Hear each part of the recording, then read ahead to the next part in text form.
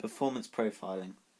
Some of the strengths of this technique are that it helps get both sides of what you think how they play and how they think, so you can sort of find out which ones you agree with and which ones that you don't, and that they need improving.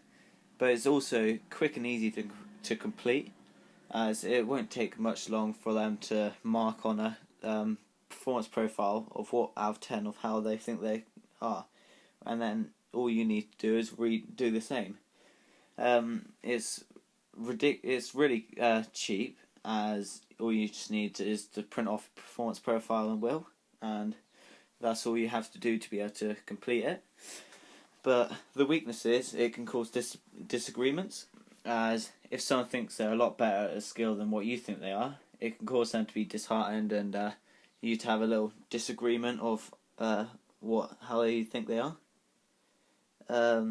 It's not a very good way of determining how good they are, as it's just a part of what you think, because other people might think that they're better. Like, if you're the manager and you thought they weren't very good at it, but another manager might think that they're good at that skill which you didn't think they were good at. So it can cause people different points and different views of the skill. It's not very professional. You wouldn't really see a professional manager using a performance profile and will to determine whether someone's good and what they need to improve. So it'd only really be used by a small team coach. Goal settings. Some of the strengths for goal settings is it's good at helping increase motivation, as it would if they reach the goal, it's going to pick them up thinking that they're improving, and not the fact that they're just staying the same. It helps to improve the skills, obviously, because if you got one big set target, you can have more individual smaller targets which help lead up to the bigger target. Some of the weaknesses are if they're only given a long goal, people can lose concentration, as they would forget about what their targets are, and so that they would forget what they're aiming for and just start working on other things. If they don't meet the goals, it can create a sense of failure. So the people will be disheartened and think they failed, so they wouldn't want to do it again, and they wouldn't really. They'll lose motivation to improve.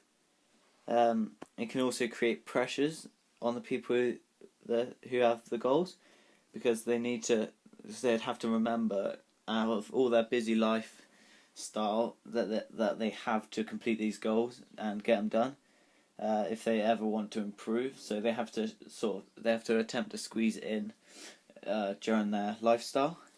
This would be used by all sorts of coaches, including professional coaches, as it's generically going to help everyone improve. Applying practices to meet individuals' needs. Some strengths of this are that it lets everyone adapt at their own pace. So if you're at a school or a low league club and you have different ability levels, you'd be able to take certain people off to certain sides to be able to train individually with them to help them improve and get up with the same ability level as the rest of the team.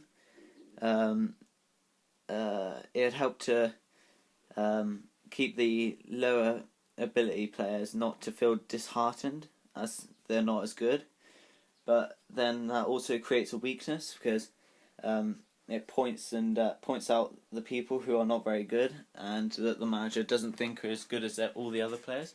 So this could cause disagreements between the people, as they might start laughing at them because they're not as good or anything like that.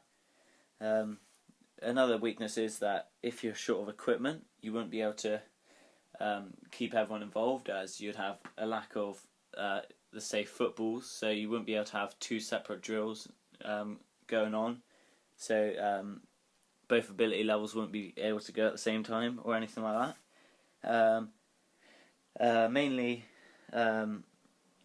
non-professional managers would be using this, because their players would have a mix of ability levels. As a professional footballer, or football team, sorry, would have all professional players, so they should all be at their best, the best standard. So they'll be playing at the same sort of level.